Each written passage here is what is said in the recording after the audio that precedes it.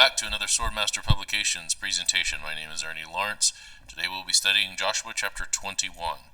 Now, we've already had the division of the tribes and their locations within the Promised Land. Today we're going to be talking about the Levites. Remember, the Levites didn't get a land promise. They didn't get an apportionment of the Promised Land to them, but they did get some cities according to the command of God. And this goes all the way back to the book of Numbers. And we're going to be spending a little bit of time kind of going back to the book of Numbers, and we're going to look a little bit at the laws that were laid out. There's a little bit more to this chapter than just kind of reading through all the names of the cities.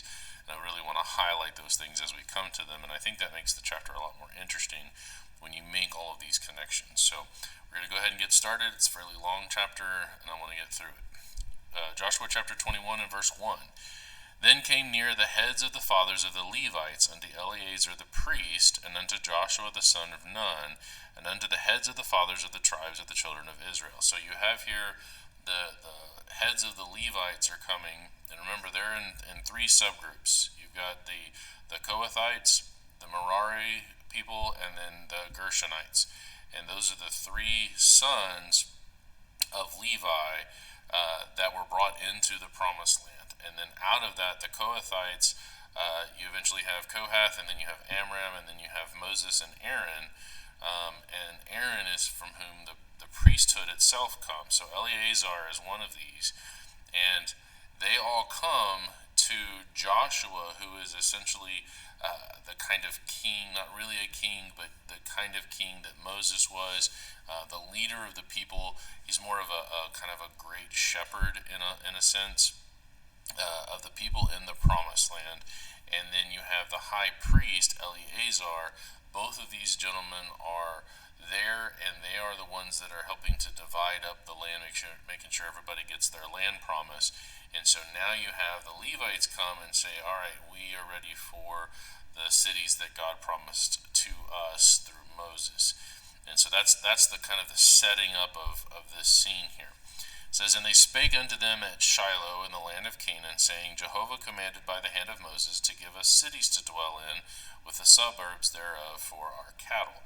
And so this idea of them coming to the tabernacle in Shiloh, this is the same thing that we saw in the last chapter with the tribes coming to Shiloh, and to the kind of the tent or the court around the tabernacle, and they're doing this apportionment. And what it shows is that this is done before God, with God's approval. And this is not just something that they're doing willy-nilly, and it's not, we've talked about the difference between the allotment, the lots falling. That's not gambling. They're not throwing dice, or they're not flipping coins or anything like that. This is not a randomness. This is an allotment in the sense of selecting out what makes sense based on their populations. So we have here the Levites coming and saying, Moses, God told Moses to give us some cities, and we're here for our apportionment. Of course, they're not being mean about it. They're just, it's our turn. Let's go. So verse 3, it says, and the children of Israel gave unto the Levites out of their inheritance at the commandment of Jehovah these cities and their suburbs. So this is just a declaration that the Israelites are like, yep, we remember the command, here you go. And I want you to note, some of these cities are pretty important. They're very special in what these cities are, and note who they're given to. But I want to kind of go back before we do this, because as I was reading through this, I remembered back to Numbers chapter 2 and Numbers chapter 3 with the setting up of the camp of the Israelites as they moved through the wilderness. Remember, every time they moved, they would travel, and then when they sat down, wherever the clouds stopped, they would set up the tabernacle there, and then they would arrange their camp in a very specific pattern. You had, on the east was Judah, Issachar, and Zebulun, and then in chapter 3, that's where Moses and Aaron and the priests would be on the east side, leading the movement, if you will. That was the opening to the tabernacle, because the tabernacle opened up to the east. And then in the south, you had Reuben, Simeon, and Gad with the Kohathites. In the west, you had Ephraim, Manasseh, and Benjamin with the Gershonites. And then you had in the north, Dan, Asher, Naphtali, and that was the Merarites. Okay, and notice the Kohathites, those are the ones who are the sons of Kohath that weren't descendants of Aaron and Moses. And so kind of splitting of the Kohathites, because some of them were part of the priesthood and some were not. But that's how they were split up as they were marching through the wilderness. And I thought, well, it would make sense that if they were divided that way in, during this marching or whatever, that they would probably be divided up the same way. So that was my hypothesis. So I went back and checked as I went through that, and it's not the case. They are not divided up the way that they marched through the wilderness. They're actually divided up the way that the land was kind of apportioned to them. So you'll see where there's some physical nearness of these tribes to each other, and then the groups that they're given to in terms of the sons of Levi are given, like they stay close together physically. There's a physical proximity there. And so that's how they're divided up in this chapter.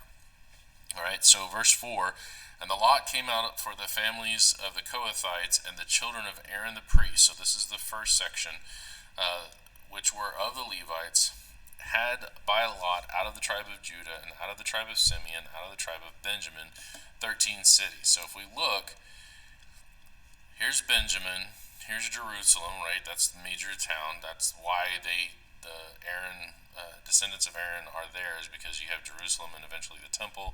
But Benjamin and Judah both kind of share Jerusalem. Here's Hebron, which is a major city, and then here's Simeon.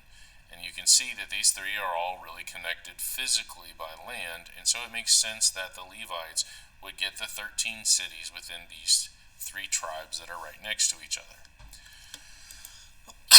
All right. And so it says, and the rest of the children of Kohath had by lot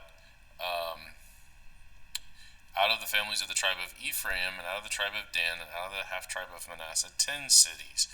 Okay, so again, Ephraim, Dan, and part of Manasseh. All right, so here's Ephraim, here's Dan, and here's Manasseh. And you can again see that they're all really, really close together. Here's Shechem. Again, we're going to have this very, very important city we'll talk about here in a minute.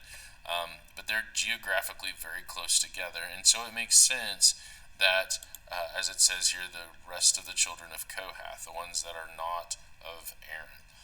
And it says, and the children of Gershon had by lot out of the families of the tribe of Issachar, Asher, and Naphtali, and out of the half tribe of Manasseh in Bashan. Okay, so you have Issachar, Asher, and Naphtali.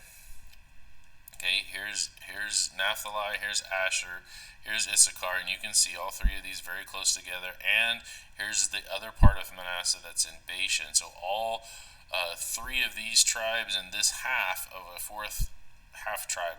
Manasseh gets really complicated, by the way, but you have them all physically very close together, and so it makes sense then that they would get the Gershonites like all together, because they wanted to keep the tribes together and the sub-tribes or the families or whatever. And then it says the children of Merari by their families had out of the tribe of Reuben, out of the tribe of Gad, and you'll remember Reuben and Gad are the other two tribes that are on the other side of the Jordan. They're on the east side of the Jordan. And then out of the tribe of Zebulun, 12 cities. And that's the only one that's really divided. Here you have Reuben and Gad. And Zebulun's not too far away, so it's not like too much of a travel to get into the territory. But remember, they get their, I believe it was 10 cities, 12 cities for Merari that are divided between Zebulun, Gad, and Reuben. All right? And so they're going to name these cities now. It says, and the children of Israel gave by lot. Again, that's not a gambling term. This is a different word here. This is a word that means that there's an allotment or an apportioning. It's kind of like surveyors going out and setting up a designed amount for them to have. So gave by lot unto the Levites these cities with their suburbs, as Jehovah commanded by the hand of Moses. So they're doing what God said. And they gave out of the tribe of children of Judah and out of the tribe of the children of Simeon these cities which are here mentioned by name, which the children of Aaron, being of the families of the Kohathites, who were the children of Levi, had, for theirs was the first lot. So they gave them the first. The priests always got the first lot. When we talk about anything related to sacrifice or promise, the priests always get the first lot. And the reason for that is because the Levites did not have a land promise, and they really had to be taken care of by the other tribes. And so here they've come to the priest and they've come to this idea of which lands they were going to settle in, what cities they were going to get. And just like in the book of Numbers, remember when God tells Moses, all of the firstborn of all of the tribes are mine to serve me. But instead of doing that, what I'm going to do is I'm going to take a representative and kind of give back those firstborn. And what he does is he says, I want the entire tribe of Levi to be my servants instead of all of the firstborn. So they were kind of a replacement for them. And then out of the Levites, you had the sons of Aaron became the priests. And so you kind of had this stand-in. And they're doing the same thing here. They've apportioned out the tribes. Like, this is your land, this is your land, these are your cities. And then they give back a portion of that to the Levites and say, all right, out of my lands, I'm taking care of you Levites. And so you see this pattern here of the priest being taken care of a part that God, out of all of the things that God has given them, they give back a portion to take care of the priest. And we even see this pattern in the New Testament. God has blessed us with all the blessings that we have. And what do we do each first day of the week? We give a portion of that back to God for the use of the church, for the use of the spreading of the gospel, that we as priests, since all the believers are priests, then that's our work in service to God and the spreading of the gospel and whatnot. So this is a shadow or a type pointing forward to the New Testament. And so anyway, you have the children of Aaron, of the Kohathites, are given these cities, and pay attention to some of these cities because they're going to be very, very important as we move forward through the history. It says, and they gave him the city of Arba, the father of Anak, that's the giants, which city is Hebron, in the hill country of Judah, with the suburbs thereof round about it. But the fields of the city and the villages thereof gave they to Caleb the son of Jephunneh for his possession. Okay, so he's already asked for that. We talked about that earlier on with Joshua and Caleb, because they were the faithful spies. They got to pick. But the city, Hebron, is actually going to go to the priests, the sons of Aaron. And so it says, thus they gave to the children of Aaron the priest Hebron with her suburbs, to be a city of refuge for the slayer, and Libnah with her suburbs. So go back to chapter 20. The 6 cities for the slayers, the refuge cities for the slayers. Hebron is one of these. This Hebron is also called Kirjath Arba, Joshua chapter 20, verse 7. And here's the important things about this city. It's a very powerful city for the Israelite people. It's the place where Sarah, Abraham's wife, is buried in Genesis 23. It's the first place where Abraham settled. It was called Mamre back then, after leaving his father and coming to the land of promise to his descendants, Genesis 13 and verse 18.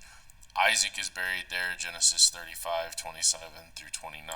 So this place is a very powerful place for the children of Israel. Oops, and I clicked the next chapter. I didn't want to do that. Go back to 21. All right. And so we could see, where am I at here? Hebron with her suburbs is this town of great importance to the Israelite people. They have a lot of culture and history already here in this place, in Hebron or Kirjath Arba, because of all of the things that happened here. So remember, Abraham is a big figure in the Israelite kind of culture. It's their founding father of their nation is Abraham. And so when they come to Hebron, Hebron has a massive amount of cultural importance to them. It's a refuge for the slayer. It is this place where all these things happened, and it's the place where the Aaronites, the priests of Levi, are going to have one of their cities. So it's super, super powerful. They also get Libnah, Jatir with her suburbs, Eshtemoa with her suburbs, Holon with her suburbs, Debir with her suburbs, and Ain with her suburbs, Judah with her suburbs, Beth Shemesh with her suburbs, 9 cities out of those 2 tribes. And out of the tribe of Benjamin, Gibeon with her suburbs. Remember, Gibeon was the place where they kind of knew that the Israelites were coming in, and they kind of tricked them, pretended like they were from far away, and then they weren't really from far away, and they made a pact with them, and they didn't really consult God at that time, and so they got tricked into letting them survive and live. So Benjamin gives that city to the Levitical priesthood, the sons of Aaron. And then Geba with her suburbs, and Anatoth with her suburbs, and Almon with her suburbs, 4 cities. So Benjamin gives 4 cities as part of this as well. So all the cities of the children of Aaron, the priests, were 13 cities with their suburbs. So those are the ones that the priests get in this part of the map down here. Benjamin, Judah, and Simeon. In this whole region, there's 13 cities go to the Levites. And then we move on to the remainder of Kohath. This is still the Kohathites, but it's those who are not descended from Aaron. It says in verse 20, "And the families of the children of Kohath, the Levites which remained of the children of Kohath, even they had cities of their lot out of the tribe of Ephraim. For they gave them Shechem with her suburbs in Mount Ephraim to be a city of refuge for the slayer." So again, there's that refuge city, because it ends up all 6 of those cities, every one that I've got highlighted here in green. You've got Hebron, Shechem, Golan, Kadesh, Bezer, Ramoth. All of these guys are the slayer cities that are given to the priest, and that's an important thing. There's a connection there with the priests and with the Levitical tribes, and this idea of the city of refuge. So those are all connected. Also, Shechem is the name of the prince that, you remember, the 12 brothers had a sister, and the prince Shechem really wanted to marry her, and then there was this whole thing with well, you got to be circumcised first, and then when they were circumcised, you had I believe it was Levi and Reuben went in. I'll have to go back and look with that, but anyway, they go in and they ended up killing everybody, and Jacob's like, "Now you just made everybody around us mad at us." And this is part of the reason that Levi was not allowed to have their own land, is because he concocted this whole thing about killing Shechem and killing these people for basically taking advantage of their sister. They weren't happy about it. Well, now they get the city of Shechem. And so there's this interesting kind of move that God makes in giving them the city as a kind of reminder of that history. So they end up getting Shechem. It's one of the refuge for the slayer. There's just all this irony going on here right now that God is purposefully doing as a reminder to them of all of the reasons that they're getting what they're getting, and no more or no less. And Gezer with her suburbs, and Kibzaim with her suburbs, and Beth Horon with her suburbs, 4 cities. And out of the tribe of Dan, Eltekeh with her suburbs, Gibbethon with her suburbs, Aijalon with her suburbs, and Gathrimmon with her suburbs, 4 cities. And then out of the half tribe of Manasseh, and this is the Manasseh that's on this side here of the Jordan, on the west side of the Jordan. Okay, out of the half tribe of Manasseh, Tanakh with her suburbs, Githrimmon with her suburbs, 2 cities. All the cities were 10 with their suburbs for the families of the children of Kohath that remain. So they don't get as many cities, but remember, Kohath is kind of bigger than everybody else because it also includes the actual priesthood, where these Kohathites are not the priesthood. They're the ones that are the sons of Kohath, but not descended from Aaron. And Manasseh only gives 2 cities because Manasseh has to give another set in the land of Bashan. And so they actually are going to give as much as anybody else, really, but they only give part of it here and then part of it when we get to the other side of the Jordan. And unto the children of Gershon, of the families of the Levites, out of the other half tribe of Manasseh, they gave Golan. So here's Manasseh again. This is the Manasseh out of Bashan, though. So Golan in Bashan with her suburbs to be a city of refuge for the slayer, and Beeshtera with her suburbs, 2 cities. And I'm pretty sure that Terah right there is referenced back to Abraham's dad. I'm sure there's some cultural references that go on there. So here Manasseh is giving 2 more cities. So Manasseh, out of the whole tribe, ends up giving 4 cities. No problems. That's what everybody else is giving anyway. And out of the tribe of Issachar, Kishon with her suburbs, Debarah with her suburbs, Jarmuth with her suburbs, and En-Ganim with her suburbs, 4 cities.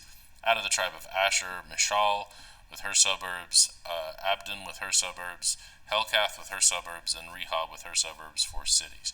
So out of the tribe of Naphtali, Kadesh in Galilee with her suburbs. Kadesh is one of those refuges for the slayer, to be a city of refuge for the slayer, and Hamath Dor with her suburbs, and Kartan with her suburbs, 3 cities. And so all of the cities of the Gershonites, according to their family, were 13 cities with their suburbs.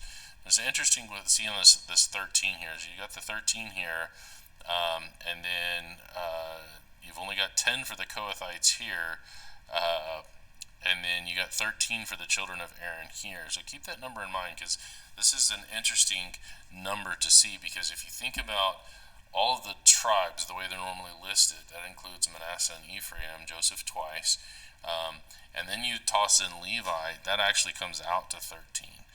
Now, 13 is kind of Israel. The number of Israel is 12. We see that number 12 a lot, but then you also have a +1 that's kind of different, this +1 that's different. And then when you get into the New Testament, Judas is replaced.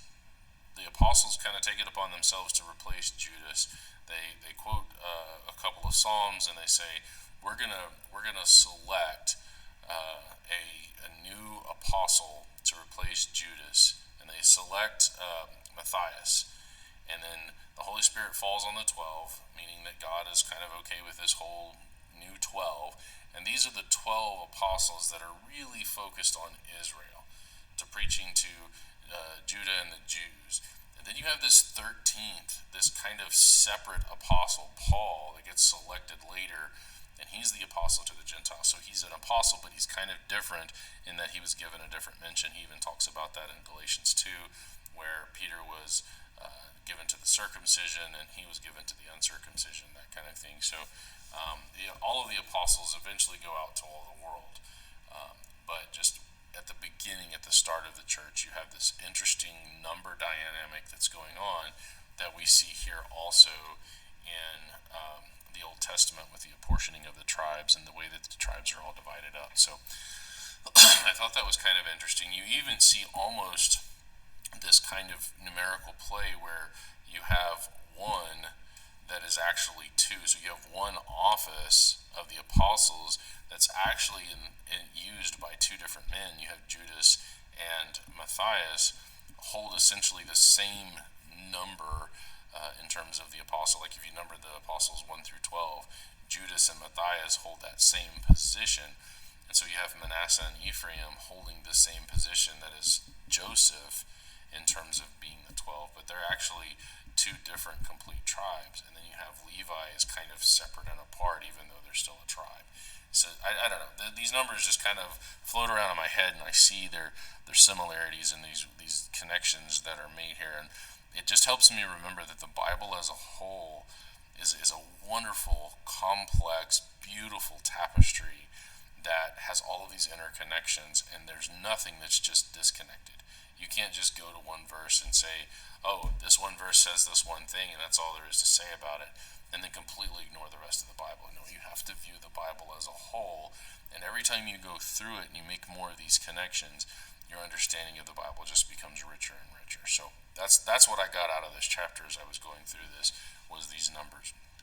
All right, so that's the Gershonites in verse 33. So 34, and unto the families of the children of Merari, the rest of the Levites out of the tribe of Zebulun, Jokneam with her suburbs, and Karta with her suburbs, Dimnah with her suburbs, Nahalal with her suburbs, 4 cities. And out of the tribe of Reuben, Bezer. Remember, Bezer was one of those slayer cities on the other side, the east side of the Jordan, with her suburbs, Jahaza with her suburbs, Kedemoth with her suburbs, and Mephath with her suburbs, 4 cities.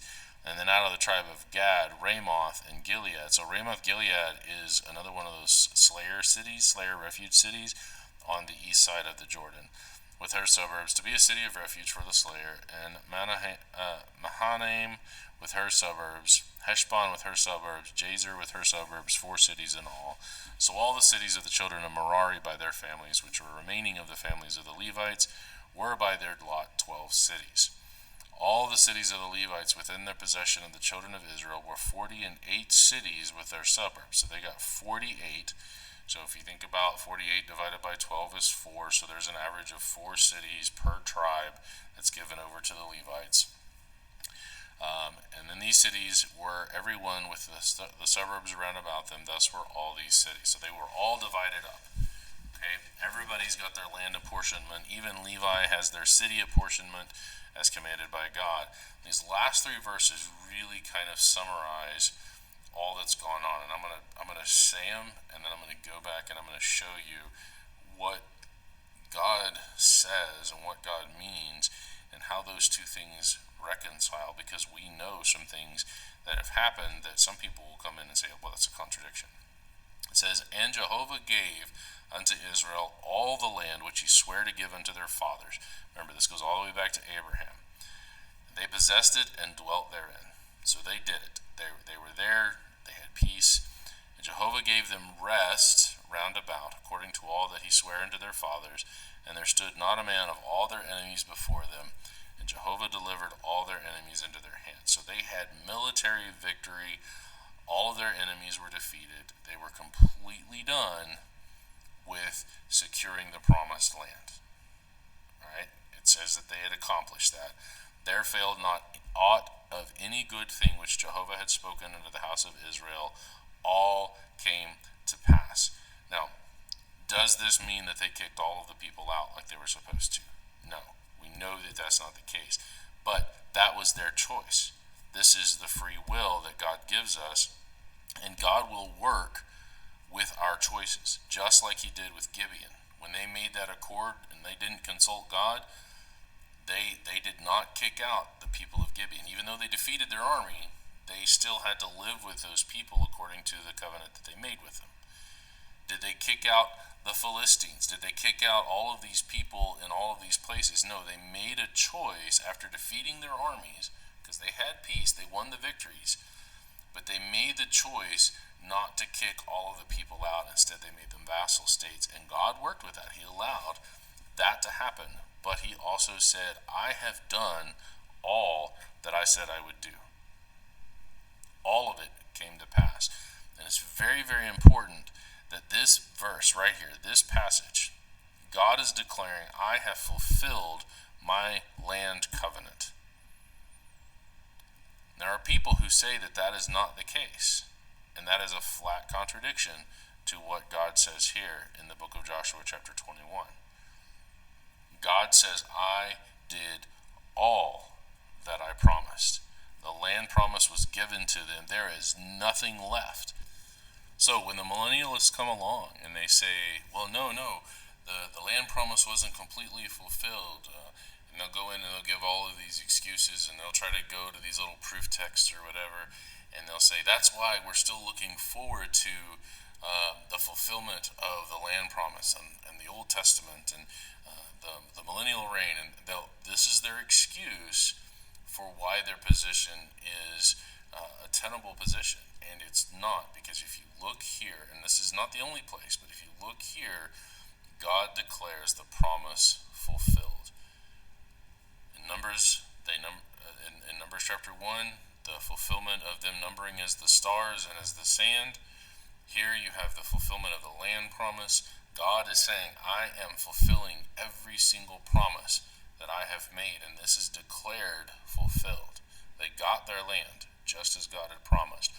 And anybody who comes along and says, no, they didn't, is contradicting Scripture, and you know that any of their beliefs that are built on those false premises can be summarily rejected, because they're false, they're wrong, they're contradicting Scripture. So, again, thank you for joining me. Subscribe, hit that notification button, all those things. Comment, love talking about this stuff. I know there's a lot of places where I post these up, so comment there or comment here below the video itself if you have any questions. And I look forward to moving into Joshua chapter 22. We're getting very close, 3 chapters left, and I guess we will see you then. My name is Ernie Lawrence, and this has been another Swordmaster Publications presentation, and y'all have a wonderful day.